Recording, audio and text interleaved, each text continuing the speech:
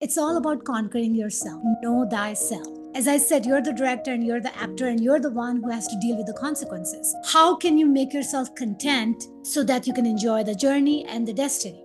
That is what we all are here to do. There are four things that all of us are after. Everybody wants unconditional love, but that requires us to give it to ourselves first. Everybody would love to have an incredible optimum health, and that requires for you to love yourself enough to prioritize your health.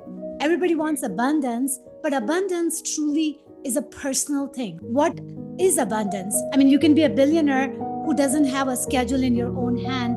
Every minute is calculated by somebody else, and it could look abundant, but are you really abundant? And then also self expression. You want to make sure that while you're here, you are exuding your perfect self expression. In order for you to have all of these things, you have to decide what your state of mind is and how can you create that. Shenaz, welcome back to the show. And that was a fun half an hour of trying to figure out how to get technology working in the world of AI and supposedly the utopia coming in the next 3 weeks. If you listen to YouTube, we can't even get a meeting started or a conversation. Yeah, I do believe that the way things are going to continue go in the process is going to make us all have to rethink everything, right? Which is the reason it took us 30 minutes just to get on. And we had to change the tool, we had to change the platform. And you know what? That is a message by itself, is when something does not work, because you wanted it to work because you're paying for it, you pretty much have a method to the madness, you kind of use that platform. And the very fact, and we tried so many ways, right? Like we tried like more than 3 ways. And when something doesn't work, it means it's wanting you to hear yourself, like you need to change something. Or they need to change something. You need to change something. Like you had to change it, right? Remember? And I had decided, because I even made a prayer when we made our last attempt. I said that, okay, universe, if this is meant to work, that you and I speak today, and we do have this, then please help us. And then I also got an idea in my head that if it doesn't work, I'm going to suggest to you this, which is what we're doing via Zoom. And look, Zoom solved all the problems from my perspective. We are able to hear each other. Oh my God, you're able to hear, you're not echoing. You're able to get on. Blessing. And I can actually hear you without having to worry about anything else. So to me, that was the solution from the beginning, but we had to go through the process to get here. Well, it's interesting because we started before all the technical issues. The technical issues are there to begin with, but we're talking about process. And I guess, look, I'll let you lead into what you've been up to, but something that I've been, I guess, in my mind for the last 8 months has been this surrender to the process of the creations that I want to see in the world. So I'm quite, I wouldn't say I'm impatient, but when you know where you want to go and what you want to create, sometimes that process can be frustrating because it's not happening quickly enough, and there's still things from your older life or the older manifestations that you created, or let's put it in another language, your career or whatever it is still present. But actually, I've come to the realization that is on the path. So why am I trying to rush through it? Why am I trying to brush it aside? It's all this unfolding and actually having a bit more maturity and accepting that is part of the work, and that things will unfold as they need to. Exactly, because it's not about the timing, it's about the alignment. So, and it's not about... Shehnaz, sorry to break your thought, but can you break that down? Because that's quite profound. Can you break that down? Because people can hear, what does that mean for you, the alignment, not the timing? So, like a lot of time we think about certain thing, that everything has to take a certain amount of time for it to heal or for it to create. And of course, there's a time involved in everything. But more than time, it's an alignment. It's like, it's our intention, right? So what I'm saying is that, let's say that you have a vision and you believe that this is the way you're going to get to the vision. But the thing is, every single thing that we have accomplished in our life or achieved in our life has always made us grow. Would you agree with that? Yeah, absolutely. And the Yeah. growth comes with us not knowing all the ins and out Mm, of the how part of the story, right? mm, So that is where the growth is. So when because we're continuously growing, whether we accept it or not, whether we agree with it or not, or whether we seek it or not, that is just the way our existence is. mm. There's just no way one can, I mean, it doesn't matter whether you agree or not, it is the constant process. We are all in. So when I say alignment versus timing, I say that when you meet something that you're seeking, is partly because what you're seeking is seeking you. However, that alignment only occurs when both of you are ready to embrace that Mm, convergence. mm, And that is applicable to whether it's a human or whether it's a place or whether it's a state of mind or whether it's a state of status, right? I mean, all of those things are the collapse that you're seeking. However, in order to get there, you have to be in alignment with it. Then it's like a plug and play. And I think that the art of living requires you to understand your role in the process. If I think also for the things that when I was younger, not even younger, let's call it like 18 months ago, the things, well, I was technically younger, but yeah, the 18 month, but like I wasn't actually ready for the things that I'm now doing. I don't think I was necessarily ready to do them in the way that they deserved. For example, like would be I'm writing now for a magazine doing this health and wellness section, which is really exciting. But up until I find it really hard to look back at my life. Like, when you got previous mental states, it's hard to sort of analyze them. Well, I find it difficult. But I was definitely more embedded in the camp of, I still had within me a desire to be right, coming from the ego. Like, this is my viewpoint. I need to sort of, I wasn't aggressive with it, but I'd still sort of put it forth as, no, this is clearly the right direction. Whereas quite sort of recently, I'm a lot more, uh, open to being like, this is my viewpoint. I've looked at many other sides, take it or leave it, but I'm not pushing an agenda. And I think that's a far more cohesive and truthful way to approach things, particularly in a world now where we're looking at so much division, whether it's, I see a lot of the alternative media on YouTube, for example, and podcasts have become exactly the same as mainstream media. They're pushing polarity because it gets clicks. I can't even go on YouTube anymore because it's just so and so destroyed. This person's evil. And it's exactly the same as what the mainstream media. There's nowhere to turn because people are just so. And I think that's more of a business decision as opposed to necessarily the human believing that or the person believing that.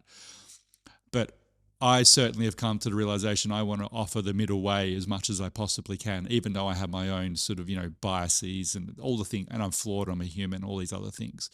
But so for me, it's really interesting. This has come about when I'm now ready to do it. And I'm glad that you're thinking that way because, that is what I noticed. Because just a year ago, I realized that, okay, people were recognizing me, and a lot of people were recommending me that I need to get more active on social media and do all these certain things and hire people to help me with the YouTube and other platforms. And people were seeking me to hire them. And I started thinking that the only reason people like me right now is because I'm authentic. And if I'm not authentic, mm, first of all, I have to like me before I can worry about anybody else. And my whole thing is that if I'm not authentic, then what is left?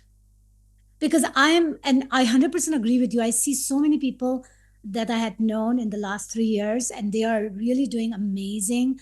Like they have like huge followers, and they are sharing their perception of the life that they're living is just like heavenly, on the social media.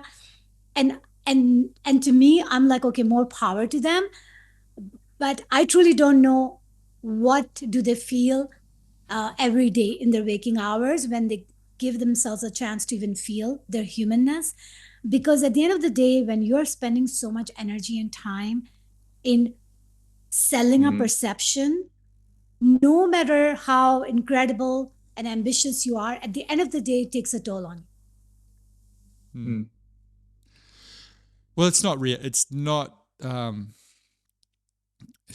It's not. It's not reality. I see so much. Because look, I'm speaking from a place of where I've done this. When I felt an inability to live my life in a way that I want to, I feel desperate in some way. I have gravitated towards platforms that offer, I'm going to call it salvation theology, where everything's, oh, it's going to be okay. You're going to be saved by, 5D consciousness. Aliens are going to come down and create the perfect life for you, or what, all of this language. And it makes you feel better in the moment. And it's exactly the same as religion has previously operated. It's New Age spirituality, but it's exactly like Christianity, like Jesus, the second coming is going to happen, or Buddhism, detach and all your problems will go away. And all these things, and I'm not discrediting, obviously, I'm not just putting a blanket over all of this stuff, because I think there's value in almost absolutely everything, even if you disagree with 99% of it. But it does not speak to authenticity, the difficulty of actually living, and or personal responsibility to change your circumstances. No one is coming to change your circumstances. You need to do that. And that doesn't look like angels from heaven. Sometimes that's just grinding it out, and it's bloody hard. But ultimately, those times are the times that when you do get to where you think you need to be, because that's always expanding as well. But let's say you get there, you look back and you're like, those times were the times which were actually the best times, because I discovered who I was. Exactly. And yeah, it's like a dark night of the soul, and it can keep coming up if you keep leveling up, right? If you keep leveling up, you're going to go through different, because every single time you reach a goal, then you have to go through another level in the Jacob's ladder, right? So that is just what we're all here to do, whether you recognize it or not. It truly doesn't matter. And that's what I'm actually recognizing, is that we all would love, everybody wants the easy way out, right? Because to some extent we're all kind of like, I mean, at the end of the day, it is a hard life here, and the density can take a toll on you, especially when you're aware of the other dimensions and densities, and when you're aware that we shouldn't have to go through all these things like the way we do. But that, to me, can be a challenge for all of us, right? And they're saying, right, knowledge is, sometimes um, knowledge can be a wisdom. However, sometimes we can get trapped with the knowledge that we have, that not we can share with other people, right? So you feel a little bit alone, and you feel a little bit separated from the majority of the people, and that feeling makes it even more challenging to live in this world, right? To live in this physical dimension. But I rather live with that density and that realization, even though it's harsh, than live with some belief that somebody's selling that may not come true in your lifetime. Well, Well, do you do want you to want live to with live with truth or truth or pretty pretty lies? lies? That's really really ultimately for Exactly. me to think. Because I mean, right, because a lot of people do sell, either sell a perception or sell a dream, but then they kind of make you feel that you're going to be perfectly fine as long as you believe in that. And truly, if you are not believing in it, I mean, you believe in it up to the point when you realize that should you believe in it. Shenaz, I'm to the point where I just don't trust anybody online, anything. I've seen so many, and it's not to diminish what people are trying to achieve, but I trust myself. That's where I've gotten to. And I need to have somatic experience of something, or trial it, whatever it may be, a health and wellness product. I'm just not going to, there's so many, there's just so much intentional, not fraudulent behavior to sell you something, because everyone's trying to survive, and it's tough, and everyone's got a perception of how much money they need to make and all these things. I just don't see a lot of, and the most authentic people I know in my life are the people who are the least inclined to go public about the stuff that they believe. They just like, Right now, everything we're talking about is something that anybody who's listening, unless they really want an authentic conversation, they'll be like, where these guys are going? I'm like, they're not selling anything positive. And maybe it sounds like it, but it's real. no, it will be positive, because you'll become self-reliant, and that's the most positive. But we're not telling you, I'm not saying that's not easy. It's like getting fit's not necessarily easy. It takes discipline and commitment and all these things. But ultimately, you're going to fare better in the long run.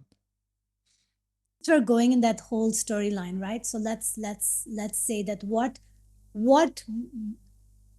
what would I recommend people based on everything that I have been going through, and even I can hear you have been going through, is that the best thing for you to do a reality check is to look around what you have done, right? Like look around your life, look around where you're living, look around the people you're hanging out, look around what your day-to-day life looks like, and be very real about it. Like accept it, like Mm. understand it, accept it. And the people that you're going to all, like I always tell my boys, by the way, this is the exercise I do, always say that, like, let's assume that tomorrow is your last day. Tell me the name of the people you would call, so that so that you can have the conversation with them, or they can come visit you if they're available. And it always makes people start thinking that, oh wow. And then you realize, right, like how many people truly do you feel that type of connection with, that you would call them if you are leaving earth in one day. That's a really beautiful practice. The only person I'll call is my dog, but she doesn't come.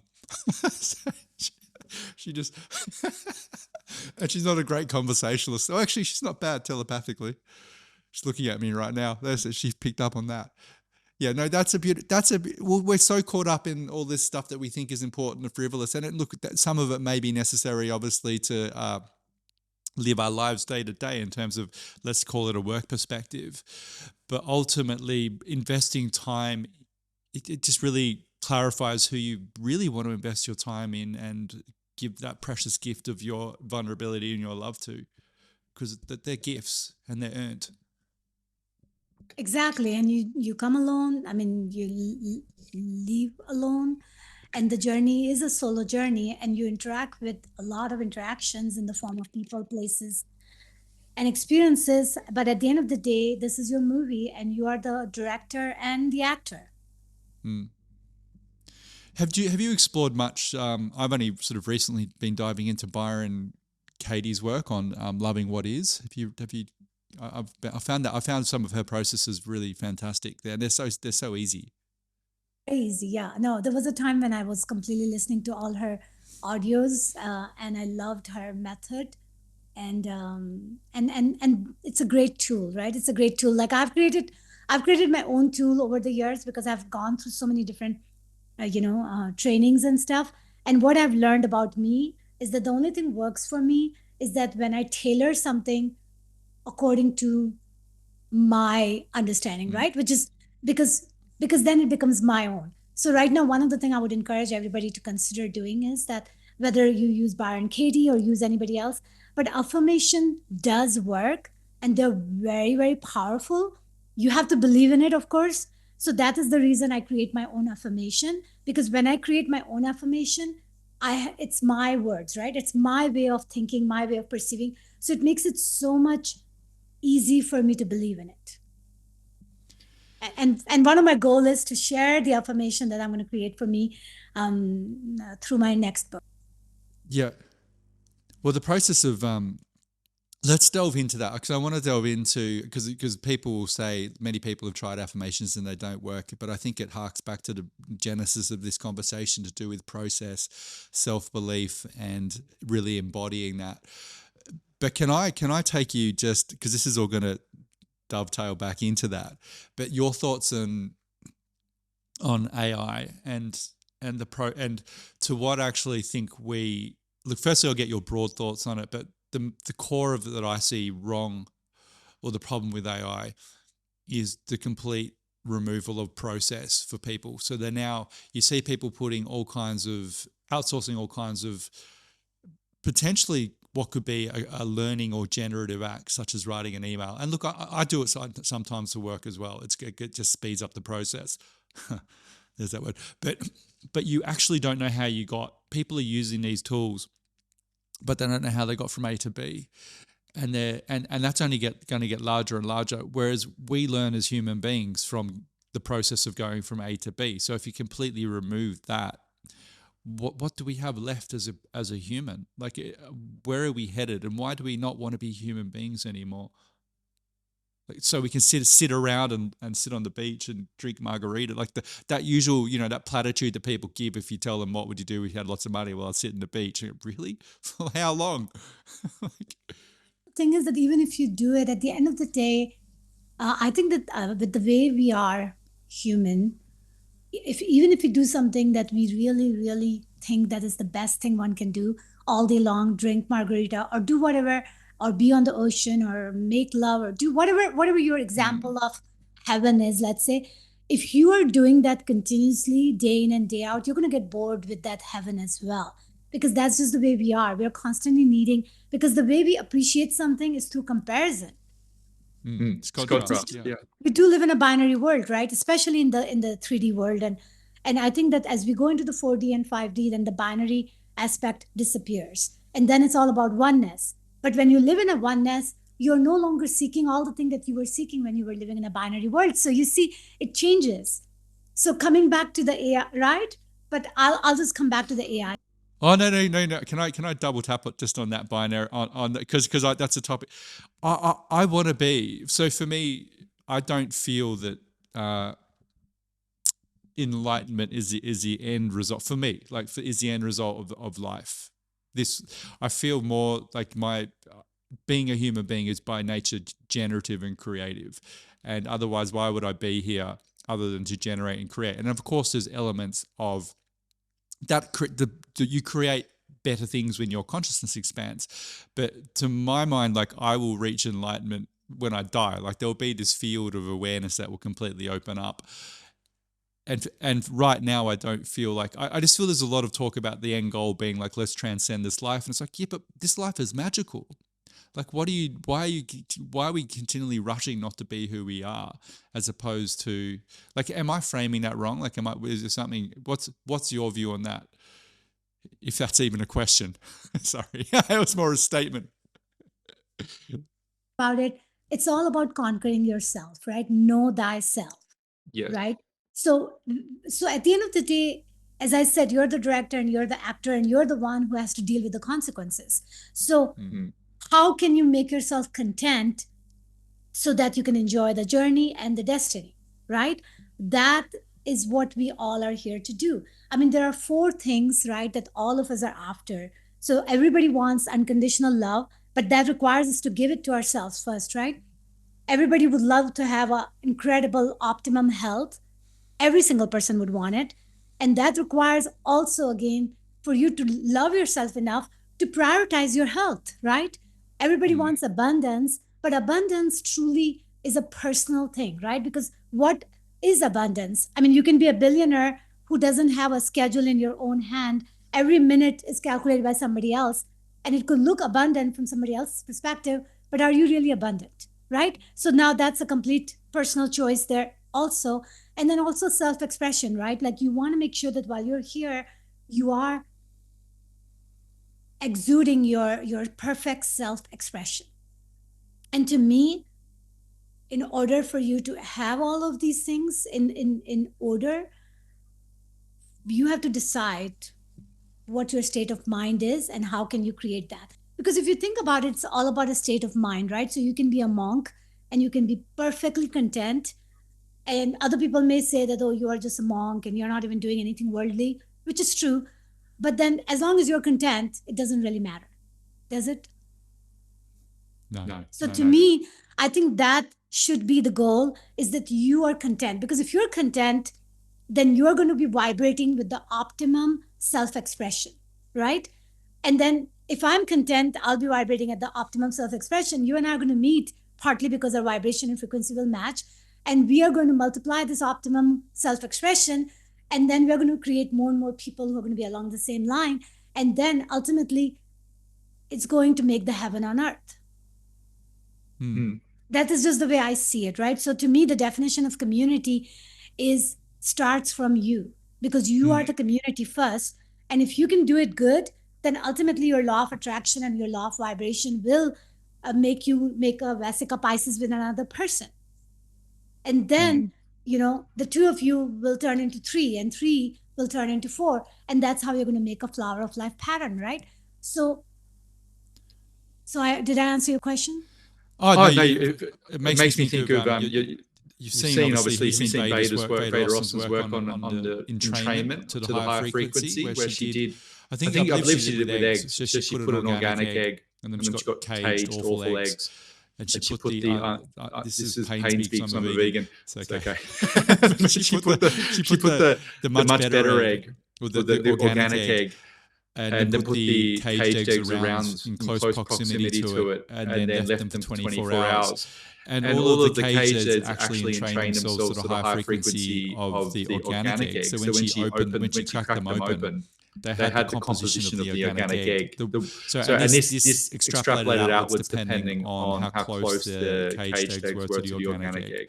And And she'd she's done a done a lot of lot of experiments with experiments with water, water, so with the with the same same thesis thesis of of structured, structured, beautiful beautiful crystalline crystalline crystallography in crystallography the in the water. water. Put Put sick sick tap tap water water in a in a dish dish next to next it, to it, and the and the sick sick tap tap water water entrains to entrains the to the crystalline crystalline structure structure of the of the higher higher frequency. frequency.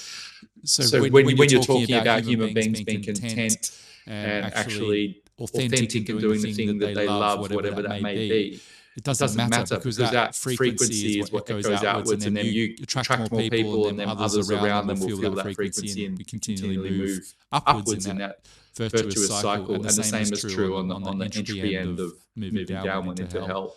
And And you you notice it notice it yourself yourself when when you're in a you're in a bad bad mood, mood, or or if I'm if I'm having having terrible terrible thoughts thoughts about, about, I'm I'm frustrated frustrated basically, so basically, I so I start start taking taking that that out out on on people people who are who are driving driving too too slowly slowly as I as I perceive it perceive in it in front of front me. of me. And And even if even I'm if I'm not not doing doing anything, anything, I'm I'm holding holding that that frequency of frequency of frustration. frustration. And And it's it's really really interesting. interesting. I'll I'll go go out and out get and get a a drink, drink, like like get get a a coffee coffee somewhere, somewhere, and you and can you can feel that feel that people people are are sort of sort of moving moving away away from from you you because you because you have that have that energy. energy. And the And the inverse inverse is is true. true. And it's And it's becoming becoming conscious. Like conscious. I've Like I've become become much more much more conscious conscious of, of like, like, why am why I am I doing doing damage damage cellularly to cellularly my to my body body and and putting this putting this out there out there because because I I can't can't mitigate mitigate my my emotional emotional state, state, or it or it needs to needs to look look like like this or this or look look like like that. that. So So it it comes comes again again back back to to being a being a bit bit more more accepting of accepting of what's on what's the on the path. path. Right. And it comes with the self awareness, right? So, and the fact that you're self aware means that you're going to do good in the process. Because even if you don't feel good, but you're aware that you're not feeling good, right away, you have kind of shifted your frequency. Yeah, it's catching it. It's catching it early as opposed to letting it ruining your day. And realizing you have a choice. Like I had it yesterday where I felt it wasn't. It was actually to do with technology again. I was trying to edit a podcast, and it just wasn't working, and I was getting more and more frustrated. And previously, I would have let that roll on to basically ruining half of my day. And I just remembered, look, I have a choice to be happy now. Focus on something I can control, and and it's amazing how quickly you can shift rather than there's sort of like a masochistic enjoyment in going back to states that you know what that embodiment is, if you know what I mean. Like if I know what this looks like, I know what frustration looks like, I can go back to the state, I can do a day like this, and I just accept that that's the way it is, as opposed to I can actually repattern something in my mind, in my brain, that can become stronger each time, that when I experience this, it's not to say you don't get angry or frustrated, but how long do you want to spend there? You can spend 4 hours there, or you can spend 15 minutes there, and you can flip the switch on it. Yeah. You probably learned that. You probably learned that a long time. I learned that yesterday. It doesn't matter how much we understand things. At the end of the day, when you are in the thick of it, it does make it hard, right? Which is the reason we have so many people, like so many motivational speaker, right, all over the world, and people can't get enough of them. Is partly because the reminder is needed on a regular basis for us to know, because everything that we hear from other people, we actually know it internally, right? But sometimes we just need that whisper. It's like, yeah, I need to remind myself. And I think, to me, at the end of the day, like you said, is that it doesn't matter what how long it takes. What matters is that what are you doing about it. Yeah, Yeah. that's basically. Well, it's not going to just land in your lap. Like, those small actions each day end up building what build great structures.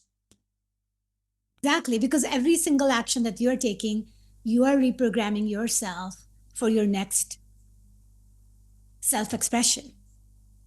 Mm. Mm. It's also you don't know what you think you know what you want, but sometimes you actually don't. You've just got to. For me, it's just you keep chipping away at the things that you sort of. The more alignment with your heart and with your intuition, then those things will naturally come. But that could also be continually changing. And why does it need to be this thing that you? I think I find when I think it needs to look a certain way, it's generally because I have a comparison to something or someone that has done something previously, as opposed to just being in my life and living my life. Right. You know, it's funny because I remember something I was watching, and there was a scene about the couple, and the guy was saying to the girl, is that, it's so hard. Like, you guys are so complex that I don't know, like, what do you want? And then basically the girl responds to the guy and smiles and says, "You're actually right. We don't know what we want." So basically it was like an acknowledgement, right? And then the guy's like, wow, like, because he thought that, he's the only one who doesn't understand them, that what do they want. And she basically said, no, I truly don't know what I want, which is why you are picking that up, right? And that is A A true, true, yeah, yeah, it's it's a the true right. truest statement's statements ever ever been been said. said. Yeah, Yeah, yeah. yeah. Exactly. I mean, at the end of the day, and you know what, like I always say that everything is time stamped, because in our world we use the word time stamped a lot. Because, like, today, I like, tangerine. Tomorrow I may say that my favorite fruit is pomegranate. At the end of the day, it doesn't really matter, because I have a right to change my. Well, it's definitely more of the feminine nature. Like I think that's the beautiful thing of continually opening to life, as opposed to I'm moving toward this goal at all costs, which yeah, yeah, totally. But that's the beauty. I mean, but you need those. That's what holds the polarity. I mean, you need both. Yeah. I mean, of course, we're using men, women versus masculine versus feminine. And these are the energies. They're very interestingly different from each other, but they're very complementary. And that the two energies, when they converge in any form, right, within internally in our body, right, we have Mm. masculine and feminine going on, because our right hemisphere is actually feminine and left is masculine. But that convergence is what keeps us. That's why I always say that you have to use all of you to decide what you want to do, right? And of course, heart center is always good, because heart ends up being the bridge, because heart knows to take care of you and everybody else that are connected to you, right? So that, to me, is important, which is why the sign of a good leader is somebody who can think about everybody and what is going to happen to them, right? Like, not think about one, but think about everybody who's involved in that decision making. And it's a very hard place to be sometimes, because every single person has opinions. It's I want to hear your idea on AI, but I'll tell you something. I might do a short video on this, but how I've actually been using it, which I found very generative, which goes back to what you just said about leadership or making very decisions based on a much bit broader picture. So I like to go walking, and I have an AI where I talk to it, and it just transcribes your thoughts perfectly, and then it surmises it. So I then take that and I put that into whatever the strongest LLM is for the time on reasoning, and I ask it, where are my blind spots or my cognitive biases? It's amazing for that, because then it will spit out all the different things that you haven't thought of, and all the strongman argument. Yeah, so it literally, when I worked this process out, it really broke my brain, because you think, oh, I've thought. I was thinking I'd really thought through it and trying to come thinking of the other side and why they were, but it was still somewhat egoic, like, why are they wrong and why am I right? And this just, I could feel my brain, like my skull cracking with, oh my God, like, I haven't even touched upon this viewpoint. So then I sit with that, and I actually then go to the, if it's something I want to have a view on, or continually think about, I will go to like kinesiology, muscle body testing. So I'll ask if this viewpoint is coming from, is it me trying to prove a point, or is it me trying to actually understand the problem?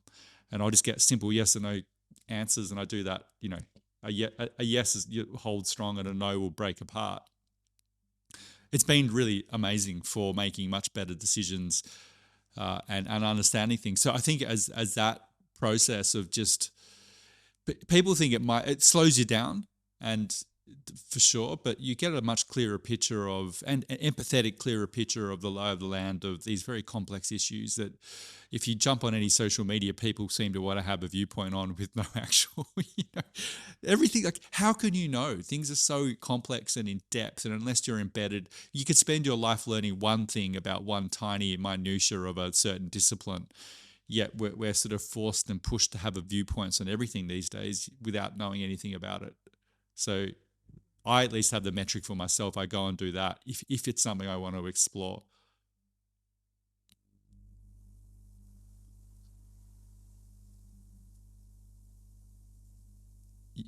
Yeah, I think it's so. Sorry, that was more of a. What are your thoughts on how? Like, have you been delving much into it, and how do you think it fits within the broader spectrum of consciousness and potentially new life form? Like, what do you think about it?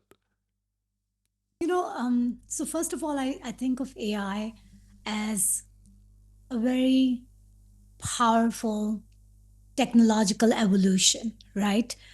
Because especially when you start adding the quantum computing aspect of things, then it's almost like the processing speed and the amount of data. It's like there is no way AI can compete when it comes to that aspect with the human, right? So if there's anything to do with data processing, then between human and AI will always supersede big time, right? And not only that, there are a lot of different tasks that AI is doing now that AI can do way better than human, partly because it doesn't have to worry about the needs, the human needs, So, so AI is actually a great technological evolution, and I believe that we should embrace it just like any other technology. We have embraced it. The problem occurs when people become slave to the technology. Right, the technology is a tool, right? We invent technology because we have a purpose, right? Like mother, you know, what is the phrase about the necessity is the mother of invention, right? So to me, AI has become a necessity because we keep on, doing things that requires us to need more processing power, and then in the process, AI is the next step for evolution. The problem occurs is that when we don't have clear boundary and clear intention around it. So what I'm going to do is I'm going to reference the movie iRobot. Because to me, iRobot was a great movie done by this great, incredible mind, Isaac Asimov. I actually have my third son is named after Isaac, mainly because of that. Wow. Yeah, because that movie came out and I was pregnant with him, and we were wondering what to name him. And even though I like Isaac Newton a lot, but after Isaac Asimov, I was just like blown away that how can somebody can have that type of premonition, right? Because he basically envisioned the year 2035 in iRobot, and he basically created that entire fictional novel in I think it was 1950 or something. So the point is that how can you imagine a future, and it's very well done. Like if you really look at it, 2035, which is 10 years from now, it doesn't look like that is not a possibility. Because I was in Austin recently, and the entire Uber, most of the Ubers they have now is completely autonomous. Well, I didn't know that. Yeah, and actually they're the one who are always more available. So I actually didn't know that either, because when I called the Uber, the autonomous Uber came, and when it came to my door, I was like, so then I told my son, I'm like, and my son really wanted me to, because he's my son, right? So he thinks that we should embrace technology without questioning it. I am an engineer, and I know that when something is not vetted, I don't want to be the guinea pig. So I did not take the Uber that was autonomous because I wanted to make sure that I trust it.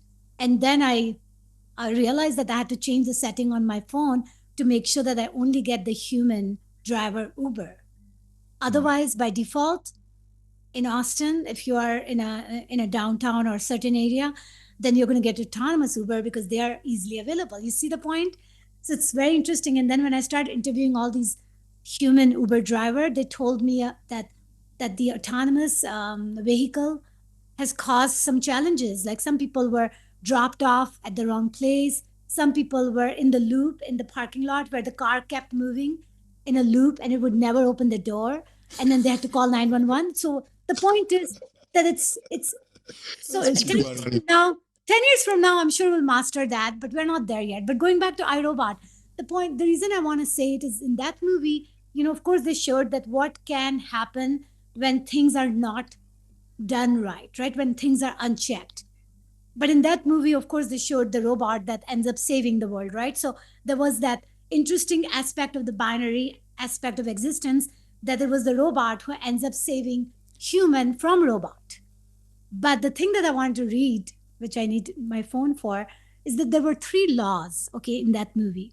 And that's what my answer to your question is, that we need a good boundary, a good system, because you always need a check and balance, whether it's a human or whether it's an AI. Because anything unchecked, anything with no boundary, anything that basically is left to its own discretion is always going to have ripple effect, and some of them are not going to be good.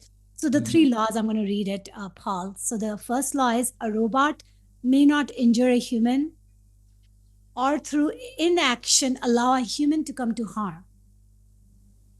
The second law, a robot must obey the orders given it by human beings unless such order would conflict with the first law. And then the third, a robot must protect its own existence as long as such protection does not conflict with the first or second law. So can you believe how incredible those three laws are? And they were written completely to protect human life. Unfortunately, I'm not seeing those three laws implemented in what these large tech companies and the Cold War between the US and China is currently. I mean, they're already madly creating robot drones to go and kill people, and it's that side of it is they just, like, they're beautiful and they seem completely logical as well at the same time. Like, of course, if you're burgeoning some new life force that in many ways is going to outcompute people intellectually, definitely not going to say somatically or other skills that we have latent within us. They just seem like some basic stop gaps to ensure that we don't create end times for ourselves. Right. And actually, there's so many things coming in my mind, but one of them is that I'm not concerned about AI as much as I'm concerned about human, because to me, That's AI is very an true. extension of human, right? And Yeah. human are the one that made it, a priority for the AI to become more prevalent in this world. So those human who are doing that, if their intention is authentic, then we will get a good outcome. So it all goes back to the intention, because at the end of the day, like, if you're going to make something, then what you're making is going to be as good as you are. Do you feel, though, something I sort of thought, I started going in the process of thinking, I looked at the people who were positing consciousness toward, like, talking about AGI and it's going to come, I think Sam Altman said it's already, burgeoning. It's going to be a slow roll as opposed to some breakthrough moment. And he was saying it's already happened. And then it got me to thinking, like, the idea of, we don't even understand human consciousness from the centralized scientific lens. We have no idea, and we've studied it for, sort of ardently for a long time, but say like the last 20 years it's become more mainstreamed in scientific study. Yet we haven't even, like, we may understand where certain things in the brain fire and don't fire to what we used to understand, but that's not explaining consciousness. That's explaining some mechanisms of the mind, of the brain, not the mind, sorry. And here we are positing that, like, we've created this new life form, yet we don't even understand ourselves. and again, it made me kind of angry again because it's that same mentality that saw so much ancient knowledge purposefully destroyed by, like, let's just take the Catholic Church, but getting rid of burning witches who were just truth tellers or storages of these ancient practices for self-healing and self-discovery. And then let's just take indigenous peoples the world over who have been obliterated because they don't fit this consumer materialistic lens, or look, even going further back, they just were taking up land that people wanted. But it's that same, I'm going to swear, it's the same fucking arrogance of, I understand reality and I'm now going to create this thing that understands reality the way I see it, as opposed to having zero inquisitiveness toward somatic practices that are have so much more depth and potential within them than just the intellect alone. So, and that's what worries me. Not same again, not the AI itself. I think the AI could be very beneficial if it doesn't have the drivers of fear and scarcity that so many people do have. If it doesn't have that, then why would it reason to do the crazy things that humans do in the name of those two things? But that's my great worry, is that it excludes the body is an intelligent thing that thinks in and of itself. Like serotonin was produced in the gut. We know of people who have had perfectly functional lives, and it's discovered later on they were missing 80% of their brain, like quite serious. So that shows there's this field of consciousness that we're interacting with all the time, and maybe AI can get there, but the people who are making it, I don't see a lot of embodiment, let's just call it that way. I agree, because the thing is that there are majority of the people who are into all these extreme things, they live through the external, right? Which is the reason they're able to create all these incredible things. And what we need to bring is the balance of going internal as well, right? Because when you live through external, then you get all your instant gratification through external world, and then in the process you do more. You can create a mess. And when you were talking about drone, I wanted to mention to you that just recently, like I think a month ago, India and Pakistan were pretty much at the verge of war, and I was there, by the way. I was in India when I landed the day the rockets got fired into Pakistan. Completely. It ruined my trip entirely because everyone thought we were going to have a war. Yeah. I'm from Pakistan. My entire family were there. So right away I checked in, right? And I talked to my brother. I had a long conversation. And because of the way the scarcity mindset and the fact that the people of Pakistan have been very much kept always in a little bit of like a fear-based life, because they don't even have a basic necessity. Plus, the leader that they really loved, Imran Khan, has been beaten to death and tortured and kept away. And then the leader they have right. Oh my God, I loved Imran Khan too. Yeah, I knew him from cricket. Imran Khan has been so, like, they have completely squeezed everything out of him, and he still is alive. And people of Pakistan love him, but he's not the leader, and he's still being tortured. He's still in prison. And then the leader that is there, they don't like him, but he's the leader. So you can see that already that's a pretty big problem. And then they have India attacking them. And then when I talked to my brother, he told me about drone. The drone were used to attack women and children who were in the malls. Okay, and there were people died, right? And these people were died. They were just simple civilians who were just out of their home at the wrong time, at the wrong place, and they died, right? So, and somebody who was using the drone is probably like somebody who truly plays a lot of video game and thinks of this as like as a game. And they may not even know that what they're doing with this drone is really killing real human life, because it's a need to know basis. Remember, anything to do with military is always a need to know basis. So God knows how they're convincing people to kill people without having any kind of conscience. Well, the Indian it was really interesting being in India, and my just the spin that they put on that. I mean, they said it harked back to the terrorist attacks that the Indian tourists up near Kashmir, was it, where they got anyway. But the way the Indian media spun it was, we only attacked military sites alone, and it's just like, oh no, totally, you can't believe any. This is the thing. It's like, you just, since there's no such thing as a clean military war or strikes, like there's always innocent people killed, and it's always the poor innocent people who are the fodder for these people's games, and then everyone's. And just imagine, Paul, that if these leaders truly understand that we are all one in other dimension, right? We're all one in other Mm. dimension. So only in the 3D we have to live with this separation just so that we can figure things out. But if you really understand that everybody's one and everybody's a mirror to you, then this whole concept of war between countries makes no sense. It makes sense from the paradigm that we're in, but yeah, when you go there, it's completely. I had such a moment actually when just to think, because I landed in, where the hell was I? Why can't I remember? It will come to me. But it was a thing of getting off the plane, and I went to get something. I went to buy some shopping, and I walked past these kids fishing out bits of useful things potentially from rubbish in India. And then I had, I'm obviously a Westerner, so I get targeted by, they call them professional beggars, but the Indians do, or the people, the locals. I'm like, well, yeah, but there's still a need. Like you might look down on them because of whatever ideology you have about caste systems or whatever it may be. But I had a real moment where this woman when you're looking into someone's eyes, and you just get that real, like, I could be you and you could be me. There's absolutely zero difference between your life circumstances have led you here and mine have led me to where I am.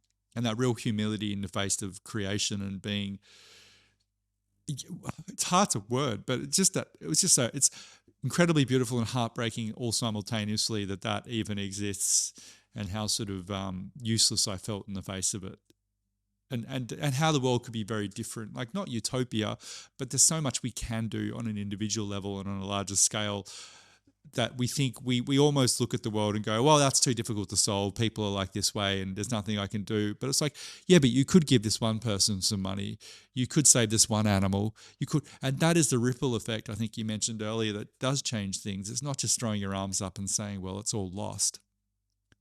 Exactly. And my whole thing is that what I'm learning now is that every single experience or people or anything that come in contact with you, every in every single moment, you need to start paying attention to Mm. those interactions in a much more deeper way, because the more deeply you look at it and the more you live in that present, I think you're going to become more aware of your essence. Mm. Right? And because whatever you've created, there's a reason for it. And when you try to change it drastically, which I did actually a week ago, I was about to do something really crazy. And then the good thing is, whenever I'm about to do something that could be crazy, I feel like that my non-physical team is always making sure that at the end of the day, I am protected and I end up being saved from myself, right? Like that's what I would say. So I'm very happy about that, because I always make a prayer. Whenever I do something, I always have an intention. So that way, the intention becomes my protection. So this is perfect. So let's go back to your idea of uh, affirmations, which are lesser for me about the affirmation itself, but more about coding within you the belief that you do have external help. And how, look, even if you're very left logical minded and you're hearing this, and you probably haven't gotten this far if you are, but if you're thinking there's no such thing as external help from the other side, but affirmations only work when you fully begin to embody the thing that you're talking about. So how do you use affirmations? How can people use them, and what has worked for you? And what results have you seen uh, through using affirmations or prayers or however? Yeah, so the thing is that the affirmation is a reminder, right? So like one of the affirmation I say is that I'm an interdimensional beacon of light. I say that every day, right? When I wake up. And when you start saying some of these affirmation, it just becomes, it's because you're a programmable human craft, right? So it becomes like something you would just say it naturally when you feel like it. And to me, these affirmation reminds me of my center, right? It just brings me to my center. So To me, like I have always used affirmation, like even like at night I have an affirmation, which kind of like I actually even make an affirmation at night if I need some question answered. I would say that, show it to me through my dream, show it, help me remember through my dream what is my purpose in life, right? Or give me a glimpse of the future that gives me an assurance of where I need to go. So I kind of say whatever comes in my heart, but ultimately my dream will become like my dream will give me, like, it will show me people. For example, it will show me a friend or something and what I'm doing with that person. And then whenever somebody comes in my dream, I kind of do give them a value in my life, because I believe that that is means that we have a deeper connection. Because your dream is a projection of your subconscious mind. So whatever you see in your dream, it's almost like a assurance.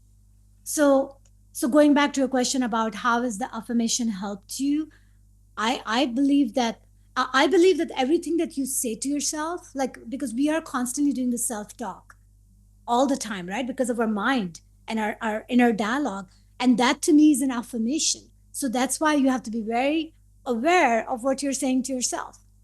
Mm.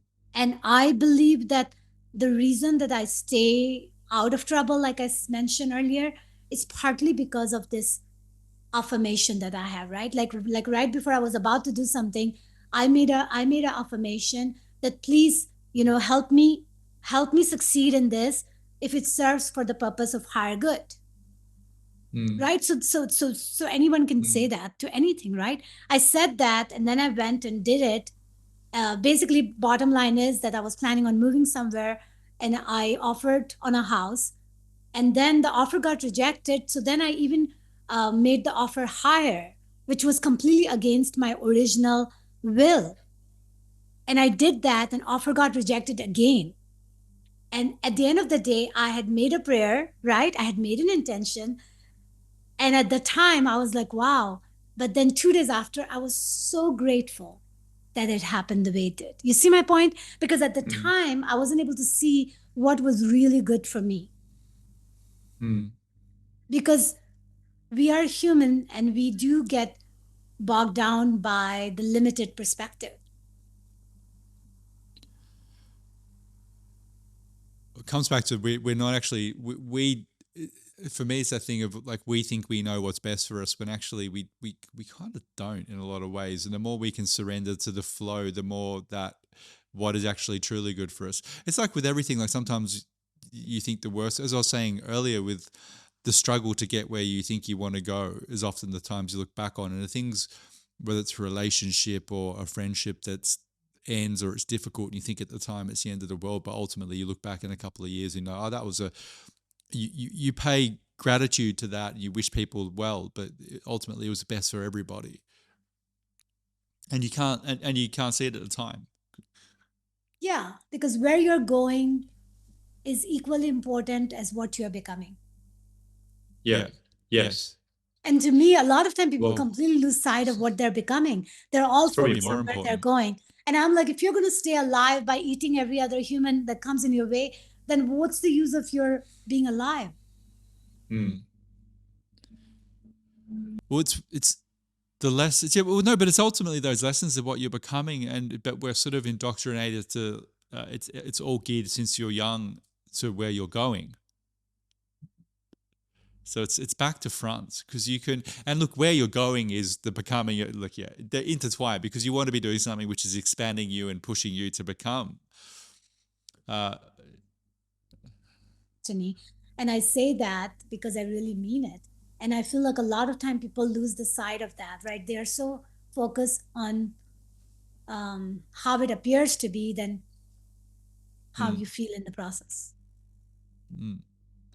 So for someone, no, sorry, no, I was just going to say for someone who has, say, tried not manifestation, but affirmations, and they haven't necessarily worked. Is there any sort of pointers that you give people? I mean, I think one of the things that stood out to me was when you said making the affirmation more about if this serves the highest good, whether it's for yourself or everybody in general. I think that's a far more cohesive way that loosens the grip of, say, I am a multi-millionaire, I'm attracting money.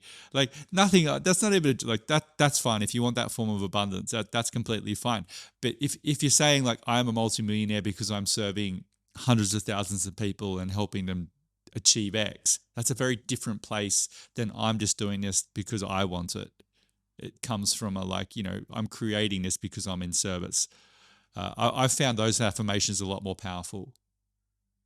What makes it powerful is you're believing in it. So either way, because at the end of the day, even you becoming a multimillionaire by helping other people, or you become multimillion without adding the helping of the people, both of them are equal value because it's all a perspective anyway. So then it boils down to which one do you believe in?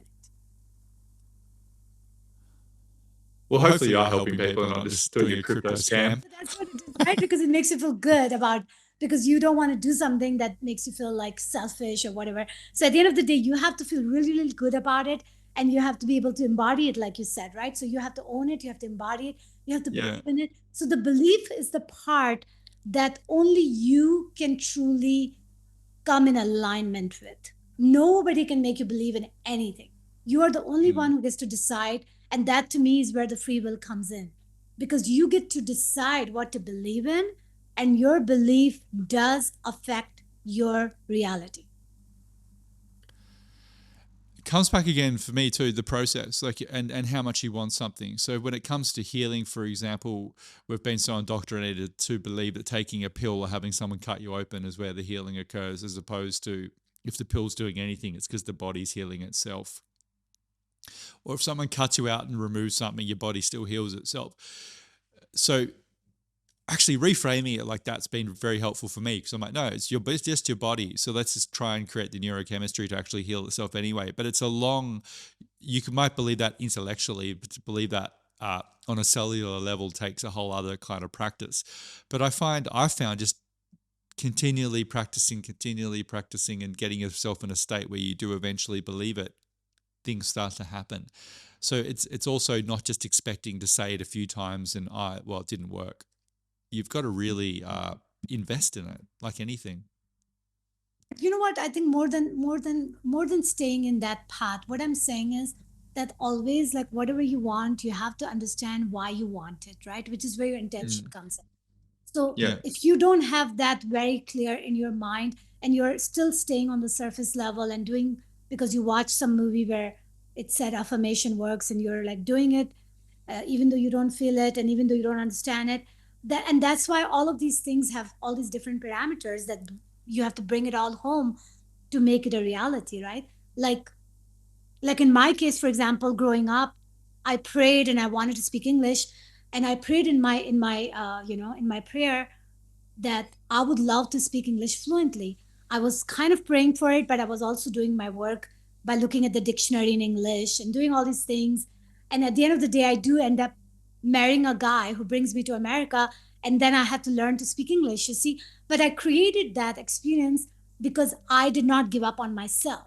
So as long as I remember being conscious, so probably for over 15 years, I had to pray every day, and I had to believe that my prayer is coming, because if I'm praying means I truly believe in it, right? So in a way, my prayer became my affirmation, and I ended up attracting the experience that truly brought me into a place where I had to learn the language that I was so dying to learn. So that is a classic example of your question, that has your affirmation became your, became your reality. And and it went beyond my affirmation because I wanted to speak English fluently. I did not expect to become so fluent in English that it's not even a qualm, like it's not even a question anymore. Like it's something that it's like more my language than any other language. You speak English better than most people who speak English. But that is the amazing part of the whole story, right? So yeah. So anyways, we'll have to wrap it up. But no, I was going to say it's been really wonderful catching up. I really want to speak to you again, Shehnaz. I think I'd like to catch up with you every 6 months just for the good vibes. But anything you want to leave, anything you'd like to leave people with anything that's didn't even touch upon your rather trivial job working for NASA, but let's not. It's too trivial. Um, I'm kidding, obviously, but yeah. Well, with first of all, is that thank you for this very candid conversation and the very fact that we truly are going in places that we didn't even plan on going, and that is what is needed at this time for people to exit from whatever their complacent patterns are, because it's time that everybody starts looking at what is really what what is the most important thing in their life, right? It's very important to know that, and who are the most important people in their life, and be very grateful that they are actually around you, and show Mm, them love and care, and exchange your authentic self with them, and do your best to not lose them, because at the end of the day, the only thing that is real in this world is people, right? It's people who are not NPC, the people with the soul, the people who have a heart beating for you.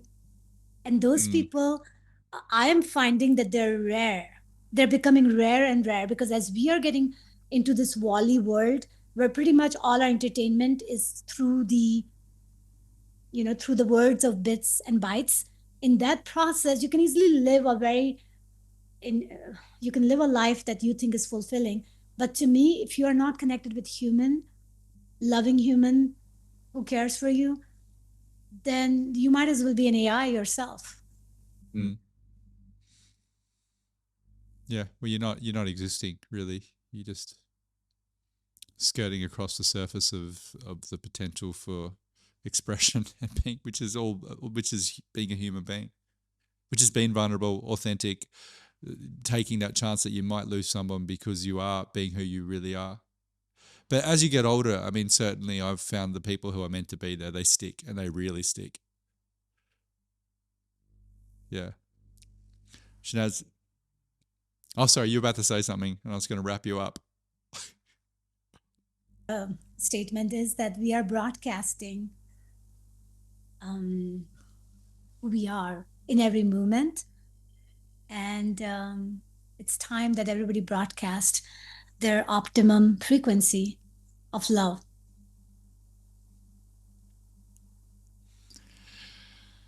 Where can people find you? And then on that, So people can find me on my website. I have my book information on the website, The Quantum Being. And I also have, uh, in the month of March, I was public speaker at Gaia and Next Level Soul. Oh, oh wow. wow, Both, Yeah. both of them were very powerful speeches. I did meet Veda Austin there as well. And Yeah. both of these speeches are available on my website if anybody wants to check it out. They were very powerful, and I am wishing everybody the best in this journey of evolution. Shenaz, thank you for your time. I'm going to repeat what one of the comments under the video on our last conversation, where it was just Shenaz, stay awesome. So Shenaz, stay awesome. Appreciate you so much. Thank you for your time. Yes, you're welcome.